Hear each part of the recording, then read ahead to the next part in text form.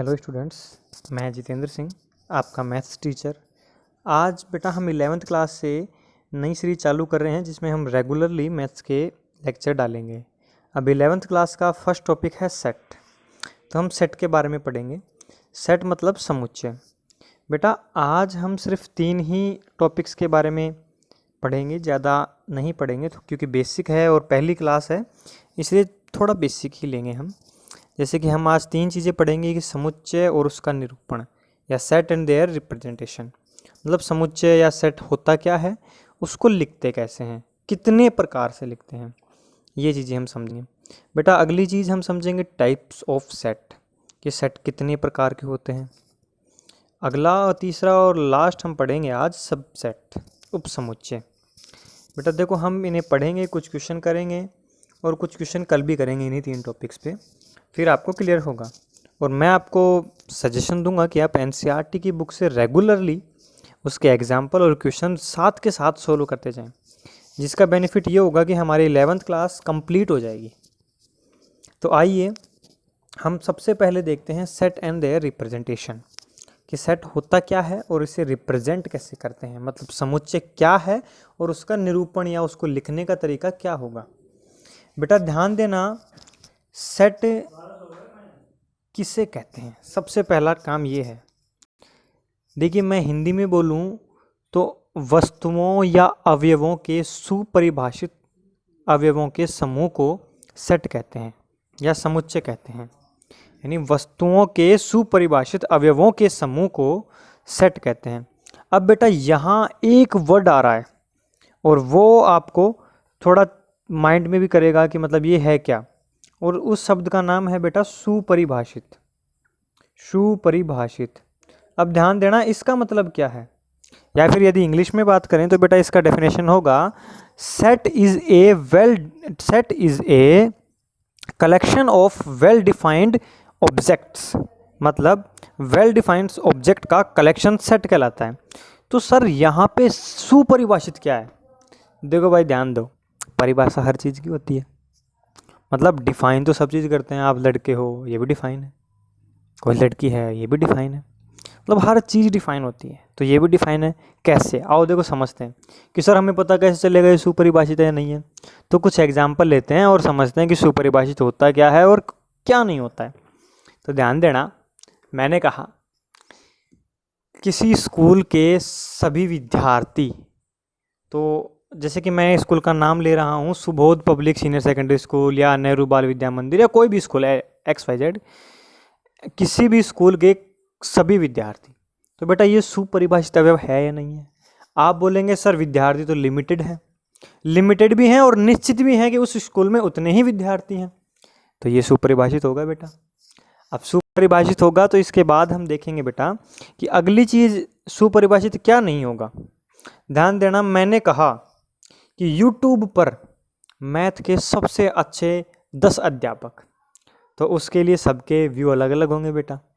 कोई तो ये कहेगा कि वो 10 टीचर अच्छे हैं, कोई कहेगा वो 10 टीचर अच्छे हैं, कोई क्या कहेगा कोई क्या कहेगा, मतलब सबके लिए मैथ टीचर की डेफिनेशन अलग अलग होती है। तो बेटा आप ध्यान दो कि ये डेफिनेशन सुपरिभाषित नहीं है, वेल डिफाइंड नहीं है, तो आप कैसे बताएंगे कि ये समुच्चय है नहीं है? आप कहेंगे सर ये समुच्चय नहीं है। अब जैसे कि मैं एक और एग्जाम्पल देता हूँ और अच्छा सा एग्जाम्पल देता हूँ। बेटा ध्यान देना कि मैंने एग्जाम्पल लिया पूरी दुनिया के लड़कों की संख्या और लड़कियों की संख्या, तो क्या ये समुच्चय होगा? और यदि होगा तो सोचना होगा कि नहीं होगा।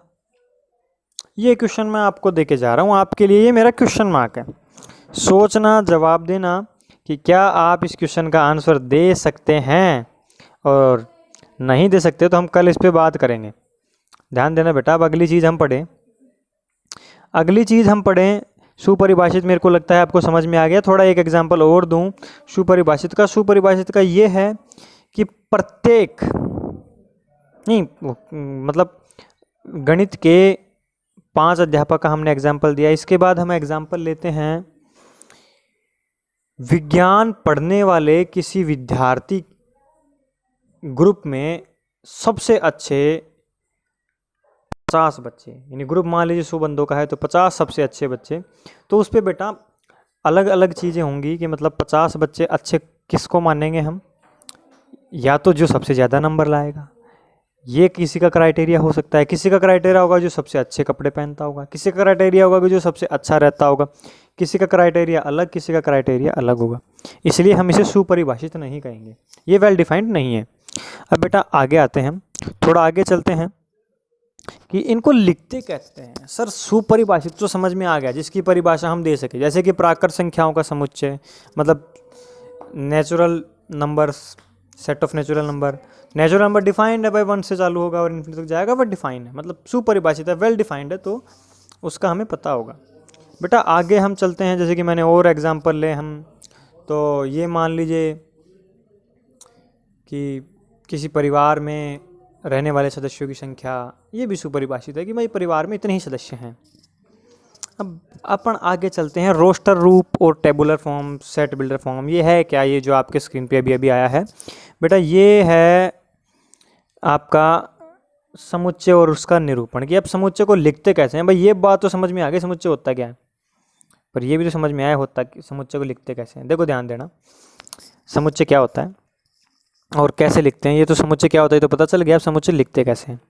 रोस्टर रूप, एक बात बताओ, रोस्टर रूप का मतलब ये है कि मतलब कोई रोलर कोस्टर की तरह सर हम ऐसे चलें और रोस्टर, मतलब ये कैसा कुछ ना सोचें। रोस्टर रूप का मतलब ये है कि सिंपली वे में यदि हम लें तो ये मतलब है कि आप मंझले कोष्ठक के अंदर अंकों को लिख दें। जैसे कि मैंने कहा 4 से छोटी प्राकृत संख्याएं, तो मैं यहाँ लिख सकता हूँ बेटा 1 2 3, 4 से छोटी प्राकृत संख्याओं का समुच्चय है और ये रोस्टर रूप है। ज़्यादा दिमाग लगाने से अच्छा है बेटा, सॉरी वो स्क्रीन चेंज हो गया, थोड़ा गड़बड़ था, कि अपन सीधा सीधा समझे नॉर्मल लैंग्वेज में कि रोस्टर रूप होता क्या है। एक बार फिर देखना, मैं इस बार बोलता हूँ कि मेरे को आप बताइए एकमात्र समअभाज्य संख्या, तो आप कहेंगे सर समअभाज्य संख्या होगी 2, मतलब ऐसा प्राइम नंबर जो सम भी हो इवन भी हो, मतलब one of the even prime number, एक ही है सिंगल इवन प्राइम नंबर, वो है 2। और ये तो आपको मंझले कोष्ठक में लिखना है। मैंने बोला कि अभाज्य संख्याओं का समुच्चय, तो बेटा अभाज्य संख्याओं का समुच्चय भी आप लिख सकते हैं। और ये ऐसा बोला कि अभाज्य संख्याओं का समुच्चय लेकिन 10 से छोटी, तो 10 से छोटी आप लिखोगे 2 3 2 3 5 7, यही होंगी, इसके अलावा और कुछ नहीं होंगी। तो अब अपने को रोस्टर रूप हो गया। इसके बाद बेटा अपन आएंगे set builder form. Set builder form Hindi में बोले तो समुच्चय निर्माण रूप। समुच्चय निर्माण रूप क्या होता है, एक मिनट सॉरी, समुच्चय निर्माण रूप क्या होता है ये ध्यान दीजिएगा। समुच्चय निर्माण रूप का मतलब होता है बेटा कि हमें हिंदी में या इंग्लिश में, यदि आप हिंदी मीडियम है तो हिंदी में, इंग्लिश मीडियम है तो इंग्लिश में, हिंदी या इंग्लिश के अंदर हमें ये बताना होगा कि समुच्चय किस चीज़ का है, हमें लिख के बताना होगा। इस बार बेटा नंबर नहीं आएंगे, इस बार हमें नंबर्स में कुछ नहीं करना है, हमें सिर्फ और सिर्फ ये लिख के बताना है कि समुच्चय क्या है क्या नहीं है, ये हमें लिखना है। और लिखने का मेथड क्या होगा वो ध्यान दीजिएगा, थोड़ा गौर कीजिएगा कि मैं कैसे लिखता हूँ इसे। बेटा इसे आप फिर से मंझले कोष्ठक में ही लिखेंगे और लिखने का तरीका होगा कि हम एलिमेंट को x मानेंगे, कोई भी ऑब्जेक्ट होगा उसको x मानेंगे और फिर कॉलम का साइन लगाएंगे। कॉलन का ये साइन लगा के फिर हम लिखेंगे, जैसे कि मैं कहता हूँ कि x प्राकृत संख्या है और 10 से छोटी है, तो मैं लिखूंगा x is element of n and 10 से छोटी है मतलब x लेस देन 10। तो ये हो गया सेट बिल्डर फॉर्म। अब आप इसको रोस्टर रूप में कैसे लिखेंगे, आप इसको रोस्टर रूप में मंझले कोष्ठक में लिख देंगे 1 2 3 4 5 6 7 8 9 लिख देंगे ना। अरे 10 तक गिनती तो आती होंगी। चलो अब आगे करते हैं बात। सेट बिल्डर फॉर्म का एक और एग्जांपल लेते हैं। सर कोई और एग्जांपल दो ना, आप प्राकृत संख्या ही दे रहे हो, कोई अच्छा एग्जांपल लेते हैं। बेटा एक और एग्जांपल लें पढ़ाई का, तो वो एग्जांपल अपन ये लेते हैं कि सेट बिल्डर जो फॉर्म है उसके लिए मैं कहता हूँ कि आप सभी वास्तविक संख्याओं को लिखिए। सभी वास्तविक संख्याओं को लिखिएगा तो आप लिखेंगे सेट बिल्डर फॉर्म में x colon x is element of r। ये साइन तो आपको पता ही होगा, इस साइन को क्या बोलते हैं बेटा? इस साइन को बोलते हैं is element of. Is element of, ये विशेष ध्यान रखिएगा कि ये साइन है इज एलिमेंट ऑफ, या इसे बोलते हैं इज बिलोंग्स टू, ये ध्यान रखिएगा। बेटा अगला क्वेश्चन मैं आपसे ऐसा करूं कि देखिएगा, आप अपन मैथमेटिकली लेते हैं तो हम एक क्वाड्रेटिक लेते हैं। रोस्टर रूप में कैसे लिखेंगे? मैंने कहा कि आपको समुच्चय बनाना है कि कोई क्वाड्रेटिक है और उसके रूट्स का या मूलों का, तो आप क्या लिखेंगे? देखिएगा, ध्यान दीजिएगा, एक्स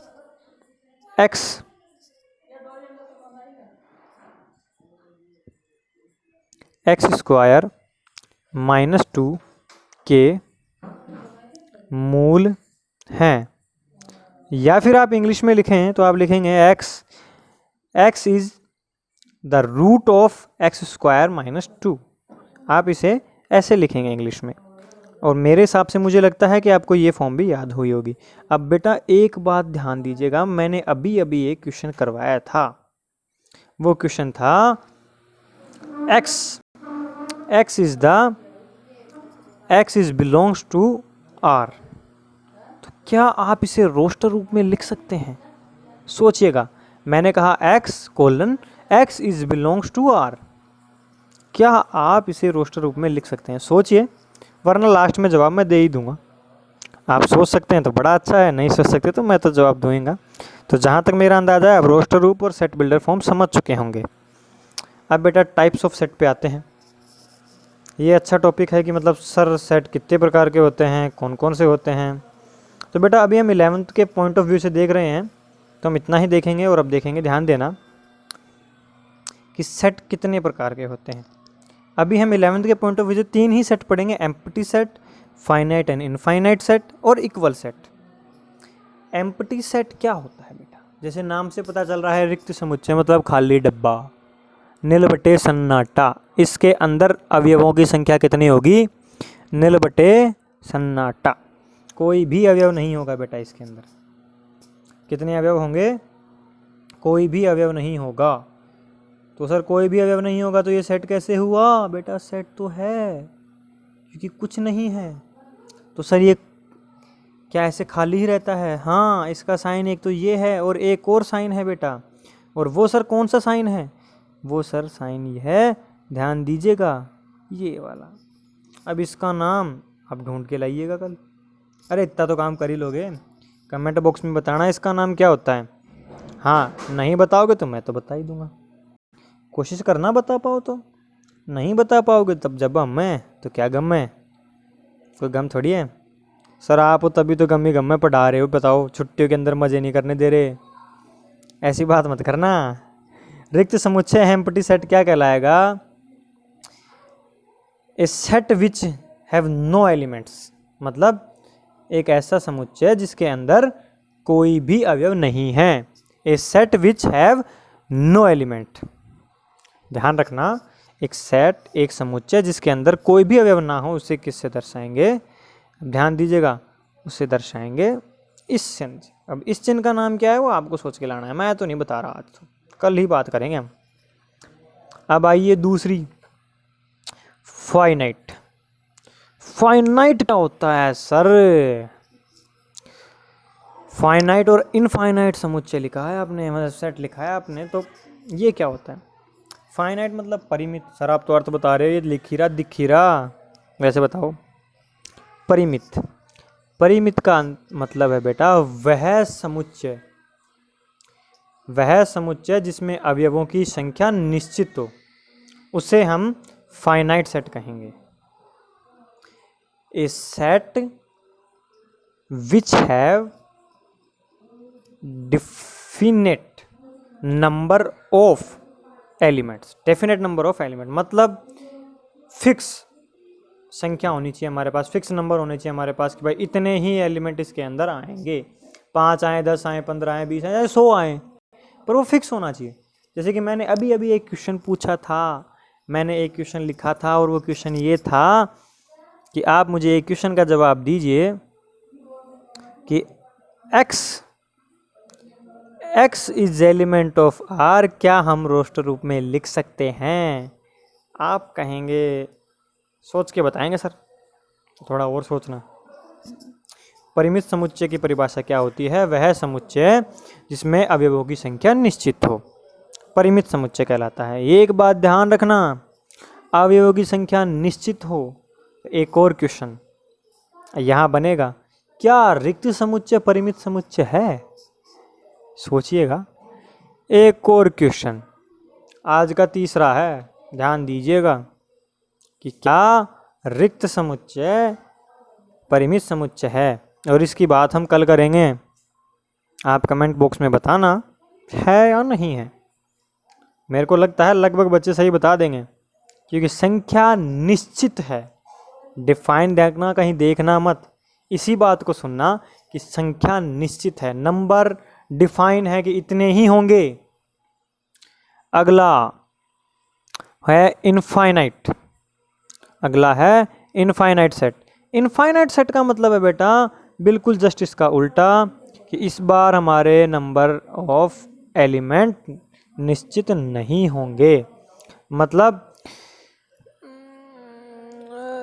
परिमित अपरिमित समुच्चय के अंदर जो भी हमारे अवयवों की संख्या होगी वो निश्चित नहीं होगी, जैसे कि 1 2 3 एंड सो ऑन, ऐसा वाला कुछ जुगाड़ होगा। मतलब निश्चित संख्या नहीं होगी तो क्या होगी? अपरिमित समुच्चय होगा।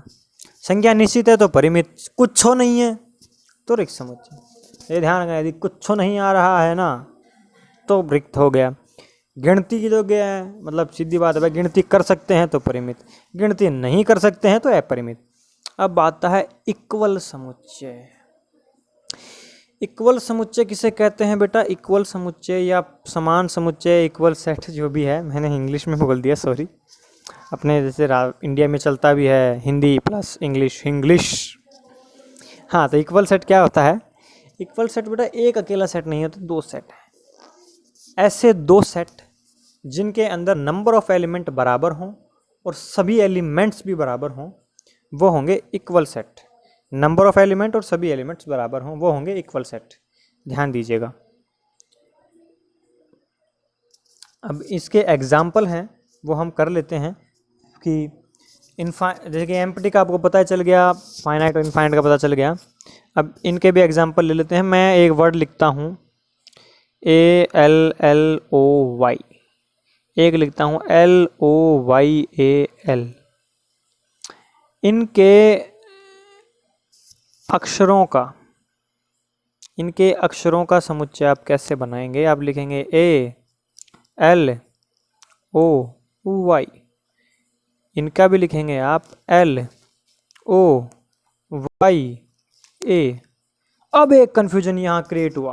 अब क्या हुआ बेटा? ध्यान देना, यही है मजे की चीज़, कि जो चीज़ एक बार लिख दी, जैसे कि अपन ने एक बार क्या लिख दिया बेटा, ध्यान देना, एल यहाँ लिख दिया हमने, 2 बार एल यहाँ आ रहा है और हमने यहाँ एक बार लिखा है। जो एक बार लिख दी वो एक ही बार आएगी, मतलब बार बार पुनरावृत्ति नहीं करेंगे। किसी को एक बार खाना खिला दिया तो एक ही बार खिलाएंगे, भाग जाए ऐसे। सही बात है ना? दूसरी बात, क्या सर ये समान समुच्चय है? आप इक्वल सेट का उदाहरण दे रहे हैं। बिल्कुल हैं, आगे पीछे ऊपर नीचे से कोई फर्क नहीं पड़ने वाला। आप नंबर्स को आगे पीछे लिख सकते हैं, ज़्यादा फर्क नहीं पड़ेगा। पर ये ध्यान रखना, अंकों की पुनरावृत्ति भी नहीं करानी है। सर पुनरावृत्ति करा दी तो बेटा गलत नहीं होगा। पुनरावृत्ति करा दे, लिख दे ALLOY, तो भी वो समान समुच्चय ही होगा। पर ये ध्यान रखना, इतनी मेहनत क्यों करनी है? जब हमें पता है हम पुनरावृत्ति नहीं करेंगे तो ही अच्छा होगा, तो मत करो पुनरावृत्ति। हाँ, अब किसी के मतलब यही है कि नहीं मैं तो करूँगा, कर ले भाई। किसी के मन में ये जम गया कि मैं तो पुनरावृत्ति करके मानूंगा, तो कर ले। इस एल को जो लास्ट में है इसको यहाँ टिका दे, तो भी ये तो हमारा समान समुच्चय ही होगा। अब बेटा समान समुच्चय के बारे में आप समझ चुके हैं जहाँ तक मेरा अंदाज़ा है। अब हम अगली चीज़ पे चलते हैं, हमारा सबसे अच्छा टॉपिक उप समुच्चय। ये ध्यान रखना, इस पे आगे अच्छे अच्छे क्वेश्चन बनने वाले हैं। मैं आपको वो भी क्वेश्चन करवाऊँगा जो क्वेश्चन कई बार कंपटीशन एग्जाम में आए हुए हैं, इसलिए चिंता ना करें। पर पहले हम सोल्व करेंगे 11th। देखो ज़्यादा मैथाफोड़ी नहीं करेंगे, शुरुआत 11 से करेंगे। 11 जैसे कंप्लीट होगी तो मैं आपको कुछ क्वेश्चन दूंगा। पहले तो वो क्वेश्चन आपको करके लाने हैं, मैं लेक्चर में दे जाऊंगा। उसके बाद आप लोगों को वो क्वेश्चन करने हैं, आए तो ठीक है, नहीं आए तो जब हम हैं तो क्या गम है, ठीक है। अब आओ पढ़ते हैं सबसेट। अच्छा टॉपिक है, ध्यान लगाओगे तो मतलब ज्ञान पाओगे, नहीं तो कुछ नहीं। ये ध्यान लगाना पड़ेगा आपको। अरे बोलो, ध्यान लगाओगे नहीं लगाओगे? अरे बोलो रे, कुछ तो बोलो, कमेंट में बोल दो। वैसे तो बोल नहीं पा रहे बेवकूफ़। चलो इधर ध्यान दो। सॉरी बेवकूफ़ कह दिया, वैसे मेरी आदत है, देखो पढ़ाता हूँ तो स्टूडेंट्स मुझे माफ़ करें यदि किसी को बुरा लगा हो, तो मैंने हट करने के लिए नहीं कहा है। हाँ आइए सबसेट कहते हैं, पढ़ते हैं उपसमुच्चय। भाई उपसमुच्चय क्या होता है? देखो सब सेट, ऐसा मत समझना सब सेट है, मतलब थोड़ा गलत चला जाएगा फीलिंग। 11th के बच्चे हो, सब नहीं होते हैं, कुछ कुछ सिंगल भी होते हैं बेटा, तो सिंगल रहो। ऐसा नहीं मतलब कि सबके सब सेट हो जाओ और ये सब सेट है, ऐसा नहीं है। सब सेट को हिंदी में कहते हैं उपसमुच्चय। सबको सेट होना मत मानना। उपसमुच्चय क्या होता है बेटा, ध्यान देना। उपसमुच्चय ऐसी चीज़ है, जैसे अपना भारत है, भारत के अंदर राजस्थान है, यूपी है, दिल्ली है, बम्बई है, महाराष्ट्र है और बिहार भी है। तो बेटा ये मानना बिहार है, कहाँ है? इंडिया में है, तो बिहार इंडिया का एक उपसमुच्चय है। राज्य है तो एक उपसमुच्चय भी है। कैसे है सर समुच्चय कैसे है? इधर ध्यान देना, ये तो समझाने के लिए था बेटा, ऐसे मत कहना उपसमुच्चय है ही। समझना, जैसे कि मैंने बोला कि किसी सेट ए में, ये बात ध्यान रखना, सेट को बड़े अक्षर से लिखते हैं, एलिमेंट्स को छोटे अक्षर से लिखते हैं, इस बात का विशेष ध्यान रखना। मैंने लिखा ए के अंदर अवयव हैं ए, ई, आई, ऊ, you, A, E, I, O, you, ये मैंने कहा। अब मैंने कहा कोई सेट बी है जिसके अंदर एलिमेंट है ए, ई, आई, तो बेटा अब हम एक बात कह सकते हैं, और वो बात क्या होगी? वो बात ये होगी कि बी, एक मिनट सॉरी बेटा, मैं कलर चेंज कर लेता हूँ जिससे आपको समझने में थोड़ा आसानी रहेगा। आप पगला नहीं जाओगे, वरना पगला जाओगे। कि बी उपसमुच्चय है किसका? ए का। बेटा ये जो साइन है ये सबसेट का है। किसका साइन है मेरे बच्चे? सबसेट का है। ध्यान रखना, सबसेट। सबसेट शब्द से घर वालों के सामने मत बोलना, वरना खुद तो कुटोगे, मेरा भी चैनल सब्सक्राइब करवाएंगे वो, केस मत करवा देना कहीं। हाँ, subset B is a subset of A। इसको हम ऐसे पढ़ेंगे, B is a subset of A। मतलब आपने देखा, अब आप पूछोगे सर ये किस रूप में लिख रहा है, कौन सा फॉर्म है? तो बेटा ये रोस्टर फॉर्म है। ध्यान दिया ना, इसमें हिंदी इंग्लिश अंग्रेजी कुछ नहीं आया है, सिर्फ गणित आ रहा है। ये स्वरों का है लेकिन इंग्लिश नहीं आई है। सर आई है, ए लिखा है बेटा, लिखा थोड़ी है, ईज विज थोड़ी आ रहा है, एक तरह से अक्षर ही आए हैं। उपसमुच्चय का मतलब ये है कि इसको आप परिभाषा दें तो ऐसे दें, कोई समुच्चय B किसी अन्य समुच्चय A का उपसमुच्चय होगा यदि B के सभी अवयव A में उपस्थित हों। B के सभी अवयव या B के प्रत्येक अवयव यानी ऑल एलिमेंट ऑफ B किसके अंदर होने चाहिए? A के अंदर। A के अंदर सारे के सारे हैं तो वो क्या होगा? सब सेट है, मतलब सारा काम सेट है भाई, जैसा वो है वैसा ही मैं हूँ। सीधी बात ध्यान रखना, जैसा वो है वैसा मैं हूँ, कुछ चेंज नहीं है, थोड़ी बहुत चीज़ें कम है पर कोई फर्क नहीं पड़ता। ये होगा बेटा सबसेट। सबसेट के बारे में थोड़ा और पढ़ेंगे अभी सबसेट क्लियर नहीं करेंगे क्योंकि अच्छा टॉपिक है, तो सबसेट को थोड़ा और टाइम दूंगा मैं। एक बार देखना कि सबसेट होता क्या है। बेटा सबसेट में एक क्वेश्चन ये लेते हैं कि मैंने ये लिया कि मैं कहता हूँ, एक मिनट सॉरी, कि a इज इक्वल्स टू, थोड़ा ये बढ़ा लेता हूँ, a is equals to 2, 3, 5, 7, 11 and b is equals to 2, 3, 5। क्या ये b सबसेट होगा? जी होगा, यहाँ तक तो आपको पता है। पर अब आएगा क्वेश्चन, ध्यान देना। मैंने कहा एक और है c। c बराबर क्या है? c बराबर है बेटा, एक मिनट सॉरी, c नहीं लेते हैं वरना आप कंफ्यूज हो जाएंगे कि ये सबसेट का साइन ले लिया। अपन लेते हैं d। d बराबर है इसके एम्प्टी सेट के। तो क्या sir empty set d is subset of a, क्या ये सही होगा? ये आपका क्वेश्चन है, आज का चौथा क्वेश्चन है, ध्यान दीजिएगा। पहला क्वेश्चन था रोस्टर रूप में लिख पाएंगे नहीं लिख पाएंगे आर को। दूसरा क्वेश्चन आपको मैंने दिया, फिर तीसरा दिया, अब ये चौथा क्वेश्चन है। अब ध्यान दीजिएगा, अब ये सभी क्वेश्चन के जवाब भी मैं आपको दूंगा, लगातार दूंगा, पर सबसेट की बात हम थोड़ी सी और करेंगे। अभी सबसेट की और भी बात करना ज़रूरी है। बेटा यदि b a का सबसेट हो एंड b बराबर a ना हो, मतलब सबसेट तो जब पूरे के पूरे आएंगे तभी सबसेट तो होगा। इक्वल सेट होगा लेकिन सबसेट भी होगा, इक्वल सेट होगा बट सबसेट भी होगा। तो बेटा हम इसे कहते हैं उचित समुच्चय। हम ये उचित समुच्चय किसे कहेंगे? b को। और a को कहेंगे अधिसमुच्चय। a को कहेंगे अधिसमुच्चय। और बेटा आज के लिए इतना ही पढ़ेंगे। मैं आपको आज के दिन कोई भी क्वेश्चन नहीं देके जा रहा हूँ, मैं आपको सिर्फ ये ही देके जा रहा हूँ कि आप एक बार इस वीडियो को देखें, कुछ कमियां हो तो मुझे बताएं। कल से हम क्वेश्चन पे प्रैक्टिस चालू करेंगे, कुछ क्वेश्चन मैं आपको भी देके जाऊँगा।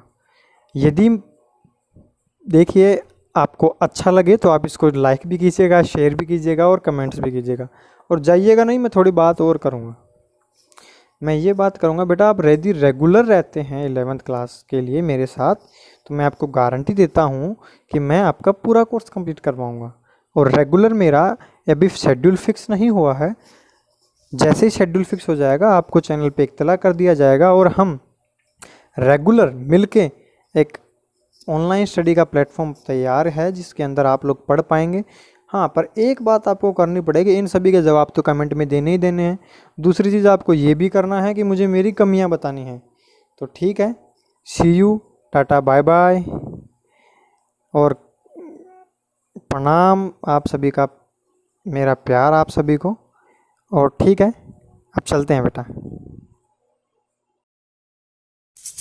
మీకు ఈ వీడియో నచ్చినట్టయితే లైక్ చేయండి, షేర్ చేయండి, సబ్స్క్రైబ్ చేయండి. రెగ్యులర్ నోటిఫికేషన్స్ కోసం బెల్ బటన్ని ప్రెస్ చేయండి.